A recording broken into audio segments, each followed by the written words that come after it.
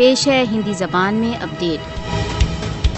भारत तथा इसराइल की हठपूर्ण अनुचित नीतियां विश्व शांति तथा स्थायित्व को चुनौती दे रही हैं। गत 7 दशकों से अधिक समय से कश्मीर तथा फिलिस्तीन का पाशविक अधिकरण विश्व में अस्थायित्व का मूल कारण है। अधिकरणकर्ता इसराइल तथा भारत फिलिस्तीन तथा कश्मीर में खुल्लम खुल्ला अंतर्राष्ट्रीय कानूनों का उल्लंघन कर रहे हैं।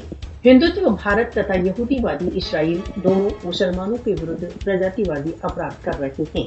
कश्मीर तथा फिलिस्तीन में आधुनिक इतिहास के सबसे जघन्य प्रकार के जातिवाद का सामना है।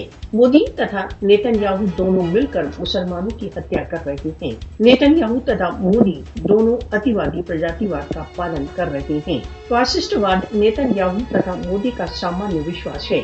मोदी भारत द्वारा अवैध रूप से अधिकृत कश्मीर में अपनी सेटलर कॉलोनीवादी कार्यसूची के लिए इसराइल से मार्गदर्शन ले रहा है। कश्मीर तथा फिलिस्तीन में भारतीय तथा इसराइली अवैध तथा एक पक्षीय कार्रवाइयां राष्ट्र संघ की विश्वसनीयता को समाप्त कर रही हैं। भारत तथा इसराइल के मध्य घनिष्ठ सैन्य संबंध मानवीय तथा विश्व शांति के लिए एक खतरा है। मोदी व नेतन्याहू को जान लेना चाहिए कि किसी भी प्रकार का दमन कश्मीर तथा फिलिस्तीन को अधिकरण के विरुद्ध प्रतिवाद से नहीं रोक सकता।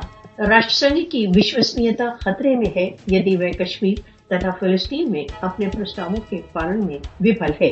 राष्ट्रसंघ को अपनी गहरी निद्रा से जाग जाना चाहिए तथा इससे पहले कि देर हो जाए कश्मीर तथा फिलिस्तीन के विवादों का समाधान करना चाहिए। विश्व में उस समय तक स्थायी शांति संभव नहीं जब तक कश्मीर व फिलिस्तीन के मुद्दों का अधिकृत देशों की जनता की इच्छाओं के अनुसार समाधान नहीं हो जाता।